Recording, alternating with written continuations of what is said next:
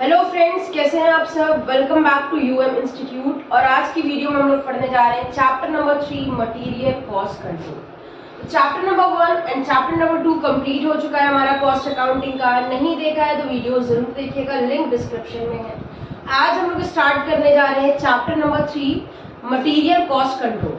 तो material cost control जो होता है वो हमारा कॉस्ट अकाउंटिंग का सबसे इम्पोर्टेंट टॉपिक होता है, सबसे इम्पोर्टेंट चैप्टर होता है।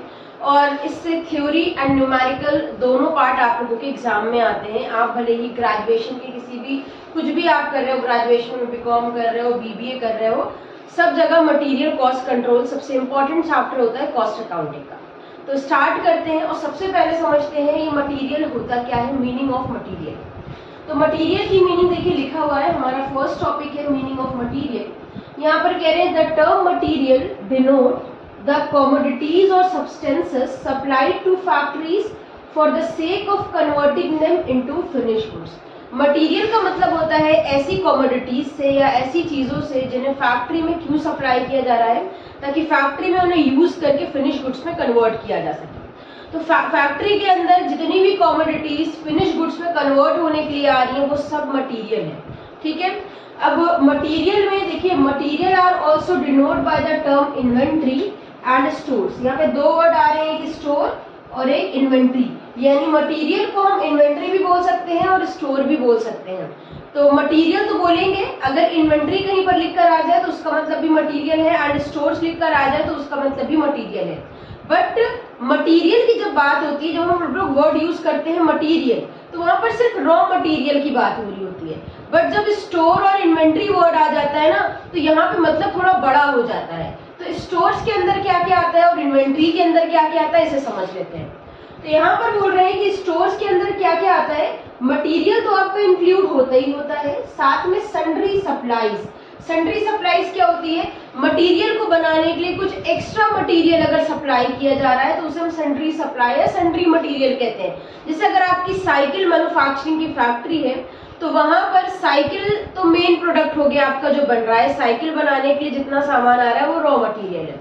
उसके अलावा साइकिल के टायर्स भी बन रहे होंगे, साइकिल की बेल्ट भी बेल्ट भी बन रही होगी। तो ये सब साइकिल के अलग अलग पार्ट्स बनने के लिए भी जो मटेरियल आ रहा है वो सन्ड्री सप्लाईज में आपका आ जाता है। और यहाँ पर मेंटेनेंस है, टूल्स है, यानी आपका जो रॉ मटेरियल है उसके मेंटेनेंस पे आप जितना खर्च कर रहे हो, जो भी टूल्स यूज कर रहे हो, आपको मशीन पर हैमर का यूज करना पड़ता है और स्क्रू ड्राइवर का यूज करना पड़ता है। अक्सर ऐसा होता है प्रोडक्शन के टाइम पर मशीन हमारी खराब हो जाती है। तो ये सब चीजें जो आप रख रहे हो ना साथ में, वो सब आपका स्टोर्स के अंदर आ जाता है। देन इन्वेंट्री हो गई। इन्वेंट्री में क्या क्या आ जाता है, इन्वेंट्री में आपका raw material, partly finish goods and finish goods आ जाता है। तो रॉ मटेरियल यानी कच्चा माल जो फिनिश गुड्स में कन्वर्ट करने के लिए फैक्ट्री में आ रहा है। पार्टली फिनिश गुड्स होता है, इसे वर्क इन प्रोग्रेस भी बोल सकते हैं हम, यानी वर्क इन प्रोग्रेस। ऐसा ये जो गुड्स होता है ऐसा गुड्स होता है जो ना तो रॉ मटेरियल है ना तो फिनिश गुड्स है। यानी कच्चा माल था, उस पर थोड़ा सा काम हुआ है, मैन्युफैक्चरिंग का प्रोसेस चालू हो गया है, बट अभी वो फिनिश गुड्स में कन्वर्ट नहीं हुआ है, तो उसे पार्टली फिनिश गुड्स बोलते हैं या वर्क इन प्रोग्रेस बोल सकते हैं। एंड फिनिश गुड्स क्या होता है, जो पूरी तरह से जिस पर मैन्युफैक्चरिंग का प्रोसेस कंप्लीट हो चुका है और वो हमारा फिनिश गुड्स बन चुका है। यानी आपका रॉ मटेरियल यूज करके अगर आप साइकिल बना रहे हो तो पूरी तरह से आपकी साइकिल्स बन चुकी है। वो जो फिनिश प्रोडक्ट खड़ा हुआ है ना साइकिल, वो आपकी फिनिश गुड्स है। ठीक है, तो यहाँ पे इन्वेंट्री के अंदर तीन चीजें इंक्लूड होती है, raw material, partly finish goods and finish goods. देखिए अब हम लोग पढ़ने जा रहे हैं अपना पॉइंट नंबर 2, जो कि क्या है, मटेरियल एंड इन्वेंट्री कंट्रोल। तो मटेरियल एंड इन्वेंट्री कंट्रोल पढ़ने से पहले हमें पता होना चाहिए कि हम लोग जो कॉस्ट अकाउंटिंग के मेथड्स अडॉप्ट करते हैं वो क्यों अडॉप्ट करते हैं। हम लोगों ने अभी लास्ट 2 चैप्टर्स जो कंप्लीट किए उसमें हम लोगों ने डिटेल में पढ़ा था कि कॉस्ट अकाउंटिंग जो होता है वो बिजनेस में हमारी कॉस्ट को, प्रोडक्शन की कॉस्ट को कंट्रोल में रखने और कम करने के लिए यूज किया जाता है, ताकि हम कम कॉस्ट में ज्यादा प्रोडक्ट मैन्युफैक्चर कर सकें। तो कॉस्ट अकाउंटिंग सिस्टम तब तक इफेक्टिव नहीं हो सकता है जब तक आप अपने मटेरियल पर, अपनी इन्वेंट्री पर कंट्रोल ना करें, अपनी इन्वेंट्रीज को बर्बाद होने से ना बचा सके। तो वैसे ही हम लोग सीखते हैं कि अपनी इन्वेंट्री को बर्बाद होने से बचाना है, इन्वेंट्री पे कंट्रोल कैसे करना है, मटेरियल पे कंट्रोल कैसे करना है।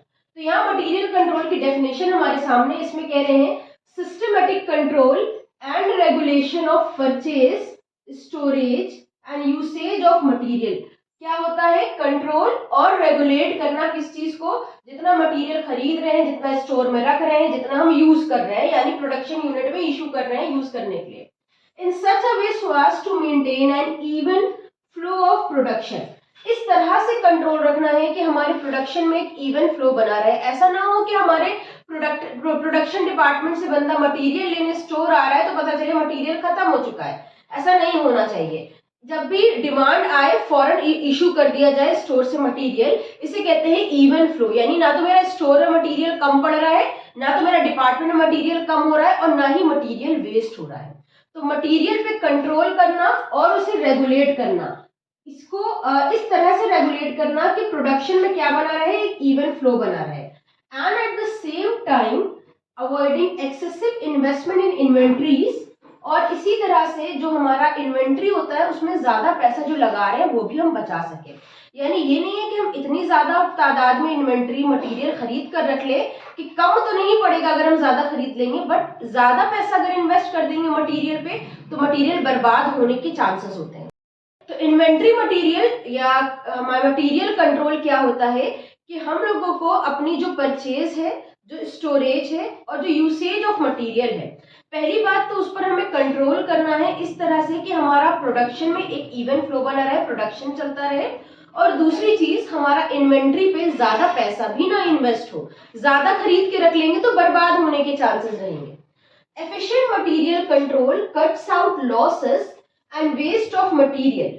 तो अगर हम एक अच्छा मटेरियल कंट्रोल रखते हैं अपनी फैक्ट्री में तो उससे क्या होता है, एक तो मेरे लॉसेस कम होते हैं, क्योंकि अगर हम अच्छे से मटेरियल को रख रहे हैं अपने यहाँ, कैलकुलेशन हमारी अच्छी है, तो अगर इफेक्टिव वे में हम सारे काम कर रहे हैं तो हमारा क्या होता है, एक तो लॉसेस कम होते हैं क्योंकि ज्यादा पैसा हम इन्वेंट्री पे इन्वेस्ट नहीं कर रहे हैं, ज्यादा इन्वेंट्री रख नहीं रहे हैं, जितनी जरूरत है उतनी इन्वेंट्री रख रहे हैं। दूसरा, वेस्ट कम होता है, दैट अदरवाइज पास्ड अननोटिस। यानी अगर ज्यादा मटेरियल होगा, ज्यादा इशू कर देंगे तो प्रोडक्शन के टाइम पर बर्बादी होगी। बहुत अक्सर ऐसा होता है, ऐसे लॉसेस हो जाते हैं जो हमारी नजरों में भी नहीं होते हैं कि और हमारा लॉस हो जाता है। तो इन्वेंट्री मटेरियल जो होता है वो एक ऐसा मटेरियल सिस्टम होता है जिसमें आप अपनी यूसेज पे, अपनी परचेज पर और अपनी स्टोरेज पर इस तरह से कंट्रोल रखते हैं कि आपका प्रोडक्शन भी अच्छे से चलता रहे और आपका ज्यादा इन्वेंट्री पे पैसा भी ना बर्बाद हो, वेस्टेज भी ना हो और आपके लॉसेस भी ना हो। तो इस तरह से अपने मटेरियल को सेट करके रखना और उसको यूज करना, इसी को बोलते हैं material control. Then next point है हमारा objectives of material and inventory control, कि मटेरियल को कंट्रोल करने का हमारा मकसद क्या होगा फैक्ट्री के अंदर। तो यहाँ पर पहला मकसद होगा no under stocking. Under stocking का मतलब होता है shortage of material. Under stocking का क्या मतलब होता है, शॉर्टेज ऑफ मटेरियल या इन्वेंट्री। तो आपका ऑब्जेक्टिव होना चाहिए मटेरियल कंट्रोल का कि किसी भी तरह की शॉर्टेज ना हो, यानी मटेरियल कम ना पड़े। अगर मटेरियल कम हो गया तो आपका प्रोडक्शन रुक जाएगा। देन पॉइंट नंबर 2 है, नेक्स्ट ऑब्जेक्टिव है हमारा no over stocking. Over stocking का मतलब होता है जितनी जरूरत है उससे ज्यादा आप स्टॉक रखे हुए हैं। तो देखिए इसके दो नुकसान है, एक तो आपका ज्यादा कैपिटल लग जाएगा इन्वेंट्री को खरीदने में, और दूसरा क्या होगा, आपका मटेरियल हो सकता है पड़े पड़े वेस्ट हो जाए, या ज्यादा मटेरियल है तो वेस्टेज भी ज्यादा होने के चांसेस है। तो मटेरियल में ना हमारा मटेरियल पे कंट्रोल करने का ऑब्जेक्टिव है कि अंडर स्टॉकिंग भी नहीं होना चाहिए, ओवर स्टॉकिंग भी नहीं होना चाहिए। Then third, economy in purchasing. Economy in purchasing का मतलब होता है कि आप इन्वेंट्री को ऐसे प्राइसेस पे खरीदिए जो आपके लिए फेवरेबल हो, यानी हमारे लिए जो सूटेबल प्राइस होगा, कोशिश करो मार्केट में उस प्राइस से मटेरियल को उठाओ ताकि आप अपनी कॉस्ट पे कंट्रोल रख सको। देन पॉइंट नंबर 4 है हमारा मटेरियल ऑफ गुड क्वालिटी, यानी आप जो मटेरियल खरीदने जा रहे हो वो मटेरियल कैसा होना चाहिए, सूटेबल होना चाहिए फॉर प्रोडक्ट।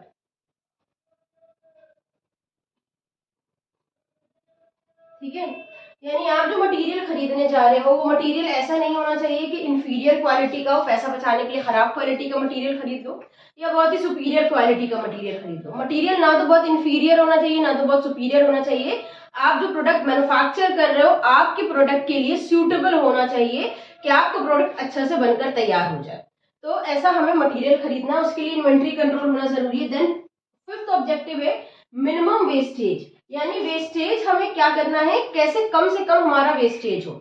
इसके लिए आप क्या कर सकते हैं, इसके लिए आप ये देख सकते हैं कि आपका जो मटेरियल है वो उसमें वेस्टेज किस किस तरह से हो सकता है। तो नॉर्मल किसी भी टाइप का जो मटेरियल होता है वहां पे या तो एवापोरेशन हो जाता है, या तो थेफ्ट का डर रहता है, या तो ऑब्सोलेंस हो जाता है, पिल्फरेज हो जाता है, इस टाइप के कुछ लॉसेस होते हैं। तो आपको अपना स्टोरेज सिस्टम ऐसा बनाना चाहिए कि जहां पे आपकी जो वेस्टेज हो उसको कम से कम चांसेस हो। अपने स्टोरेज सिस्टम ऐसे बनाने चाहिए, स्टोरेज पे ऐसे कंट्रोल करना चाहिए कि जो भी वेस्टेज के चांसेस होते हैं वो मिनिमम हो जाए वहां पर।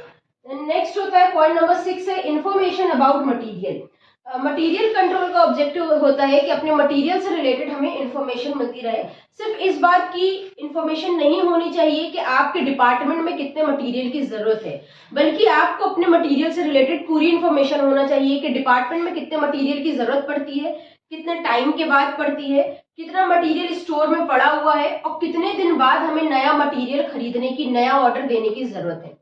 तो ये सारी चीजें आपको अपने मटेरियल से रिलेटेड इंफॉर्मेशन मिलनी चाहिए। तो इनके लिए ये 6 हमारे ऑब्जेक्टिव थे जिसके लिए हम अपने मटेरियल पे या इन्वेंट्री पे कंट्रोल रखते हैं। ऑब्जेक्टिव ऑफ मटेरियल जो होता है, ऑब्जेक्टिव ऑफ मटेरियल कंट्रोल, ये इंपॉर्टेंट टॉपिक है, अक्सर एग्जाम में पूछ लिया जाता है। तो आज की वीडियो में बस इतना ही। आज हम लोगों ने सीखा कि मटेरियल क्या होता है, मटेरियल कंट्रोल क्या होता है और उसके ऑब्जेक्टिव्स क्या होते हैं। नेक्स्ट पार्ट में हम पढ़ेंगे डिटर्मिनेशन या टेक्निक्स ऑफ स्टॉक लेवल, जहां पर हमें वो मेथड्स पढ़ने हैं जिनसे मटेरियल कैलकुलेट करा जाता है। तो नेक्स्ट पार्ट जरूर देखिएगा, प्रैक्टिकल स्टार्ट होने जा रहा है मटेरियल का। उम्मीद है आज की वीडियो आप लोगों को पसंद आई होगी। अगर अभी तक इंस्टाग्राम पर हमें फॉलो नहीं किया है तो फॉलो करिएगा, और हम फिर मिलते हैं एक नई वीडियो के साथ। हमारे साथ जुड़े रहने के लिए और वीडियोस को देखते रहने के लिए थैंक यू।